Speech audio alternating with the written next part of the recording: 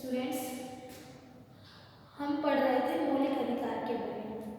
आज हम पढ़ेंगे स्वतंत्रता के अधिकार का वर्णन।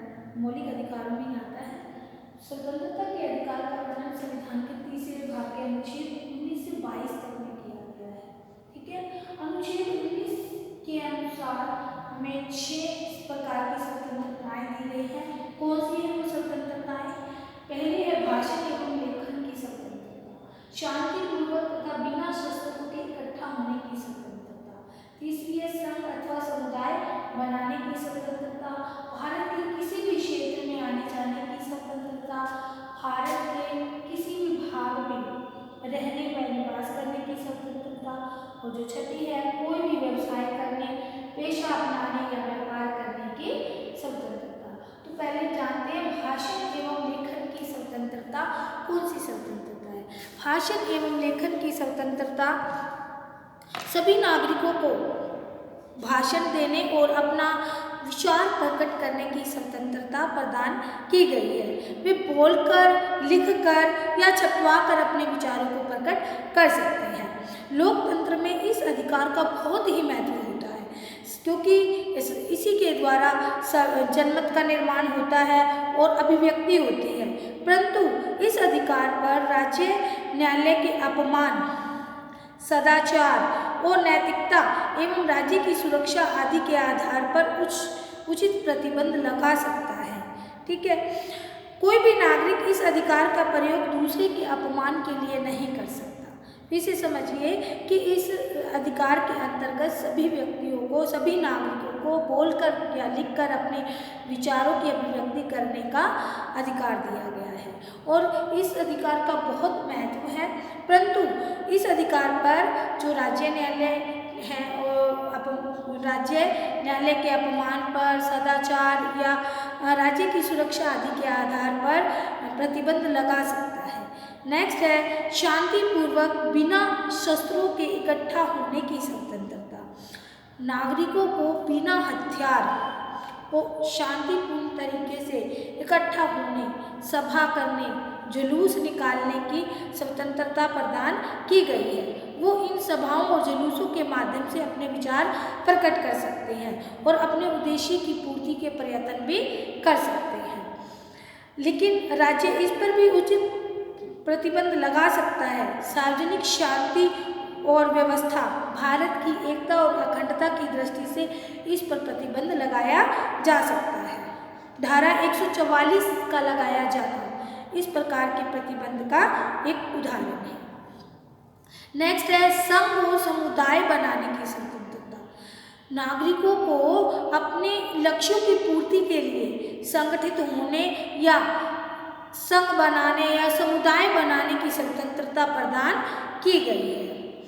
इन संघों और समुदायों को स्वतंत्रता पूर्वक अपने कार्य करने का अधिकार दिया गया है। परंतु कोई भी समुदाय या संघ ऐसा कार्य नहीं कर सकता जिससे देश की एकता और अखंडता को खतरा पैदा हो। और जो परंतु कोई भी समुदाय या संघ ऐसा नहीं कर सकता जिससे देश की एकता और अखंडता को खतरा पहुंचे। नेक्स्ट है भारत के किसी भी क्षेत्र में आने जाने की स्वतंत्रता। सभी नागरिकों को भारत के समस्त क्षेत्र में घूमने फिरने और आने जाने की स्वतंत्रता प्रदान की गई है। एक स्थान से दूसरे स्थान पर आने जाने के लिए किसी भी प्रकार के आज्ञा पत्र लेने की आवश्यकता नहीं है। नागरिक भारत के एक कोने से दूसरे कोने तक कहीं भी आ जा सकता है। परंतु इस स्वतंत्रता पर भी सार्वजनिक शांति, सुरक्षा और अनुसूचित कबीलों के हितों की दृष्टि से इन पर कुछ सीमाएं लगाई जा सकती हैं और नागरिकों के घूमने फिरने की स्वतंत्रता पर भी प्रतिबंध लगाते जाते रहे हैं। नेक्स्ट है भारत के किसी भी भाग में रहने और निवास करने की स्वतंत्रता। भारतीय नागरिकों को भारत के किसी भी भाग में निवास करने और बस जाने की स्वतंत्रता दी गई है। एक राज्य से दूसरे राज्य में जाकर रहने और निवास करने पर किसी प्रकार का कोई अंकुश नहीं है। नेक्स्ट है कोई भी व्यवसाय और पेशा अपनाने या व्यापार करने की स्वतंत्रता। सरकार किसी भी नागरिक को कोई भी कार्य करने या ना करने के लिए बाध्य नहीं कर सकती है। उस अपनी आजीविका को चलाने के लिए नागरिकों को कोई भी व्यवसाय, कोई भी पेशा अपनाने या व्यापार करने की स्वतंत्रता है, जो वो उचित समझे। इस स्वतंत्रता पर भी कुछ प्रतिबंध हैं। सरकार जनहित में किसी भी व्यापार, काम धंधे और व्यवसाय पर प्रतिबंध लगा सकती है और अनैतिक व्यापार को भी रोक सकती है। इसी प्रकार हमें बताया गया कि जो सभी स्वतंत्रताएं हैं प्रदान तो की गई है, लेकिन उन्हें असीमित रूप में प्रदान नहीं किया गया, बल्कि उन पर उचित प्रतिबंध लगाए गए हैं और लगाए जा भी सकते हैं। अधिकार अधिकतर सार्वजनिक शांति और व्यवस्था और राज्य की सुरक्षा एवं अखंडता को देखते हुए इन पर प्रतिबंध लगाए जाते हैं। नेक्स्ट आता है अनुच्छेद 20। अनुच्छेद 20 के अंतर्गत अपराध की दोष सिद्धि के विषय में संरक्षण।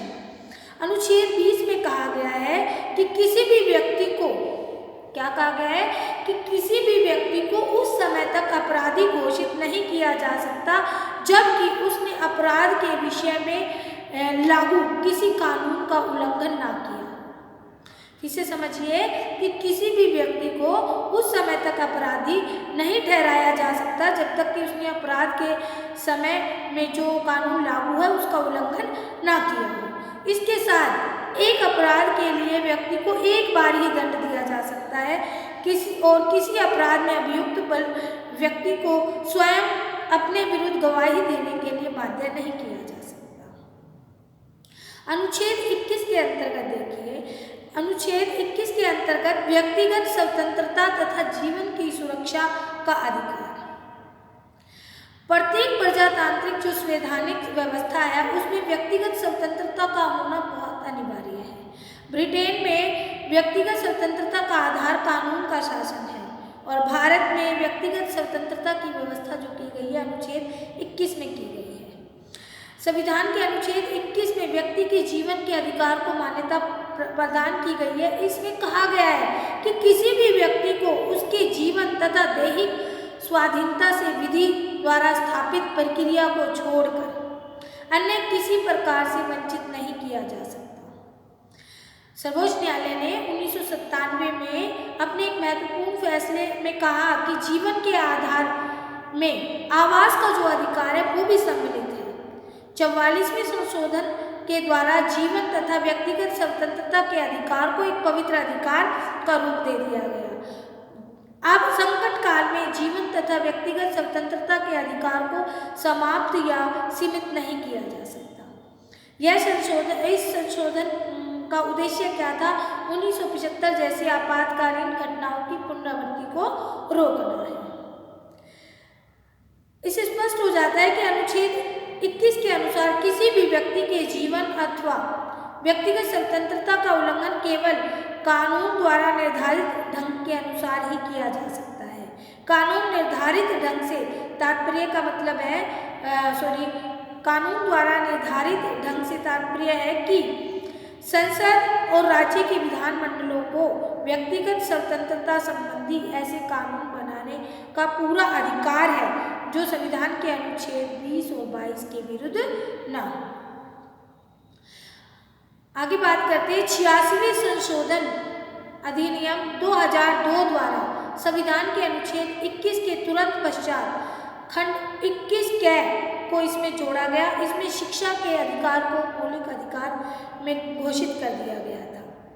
इस व्यवस्था के उपरांत यह व्यवस्था की गई कि राज्य 6 से 86वें संशोधन में अनुच्छेद 21 के तुरंत बाद 21 कै को जोड़ा गया, जिसमें शिक्षा के अधिकार को मौलिक अधिकार में जोड़ा गया, जिसमें इस व्यवस्था के अनुरूप यह व्यवस्था की गई। इस व्यवस्था के अंतर्गत जो व्यवस्था बनाई गई वो ये थी कि राज्य 6 से 14 वर्ष के सभी बालकों को विधि द्वारा स्थापित प्रक्रिया के अनुसार निःशुल्क और अनिवार्य शिक्षा प्रदान करेगा।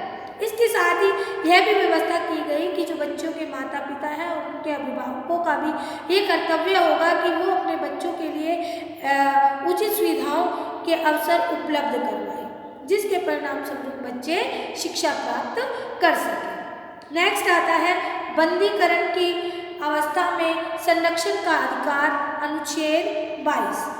जो संविधान का अनुच्छेद 22 है उसके द्वारा गिरफ्तारी और बंदीकरण की अवस्था में व्यक्ति को कुछ सुविधाएं दी गई हैं। वो क्या है, क्या जो सुविधाएं प्रदान की गई हैं, सुरक्षाएं प्रदान की गई हैं, वो क्या है? किसी भी व्यक्ति को उसके अपराध या बंदी के कारणों को बताए बिना गिरफ्तार नहीं किया जा सकता। दूसरा, गिरफ्तार किए गए व्यक्ति को 24 घंटे के अंदर मजिस्ट्रेट के सामने पेश करना आवश्यक है। बिना मजिस्ट्रेट की आज्ञा के बंदी को जेल में नहीं रखा जा सकता।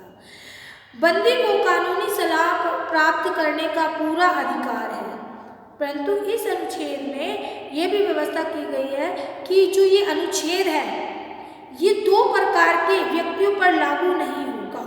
पहला, वह व्यक्ति जो शत्रु देश का, आपको ध्यान रखना है कि अनुच्छेद किस पर लागू नहीं होगा, 2 प्रकार के व्यक्ति पर। पहला कि वो शत्रु देश का है व्यक्ति, और दूसरा वह व्यक्ति जो निवारक नजरबंदी कानून के अधीन बंदी बनाया गया। अब आप ये कहेंगे कि जो ये निवारक नजरबंदी कानून है ये क्या है?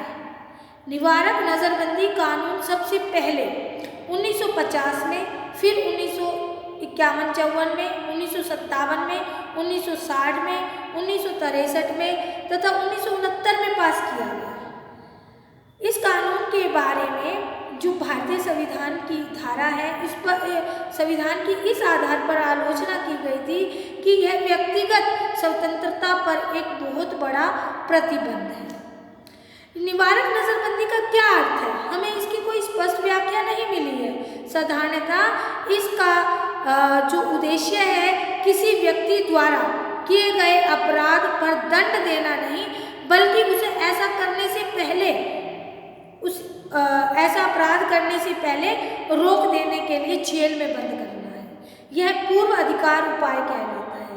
विदेशों में जो निवारक नजरबंदी कानून का प्रयोग केवल युद्ध या आपातकालीन स्थितियों में ही किया जाता है, परंतु भारत में इसका प्रयोग साधारण काल में भी।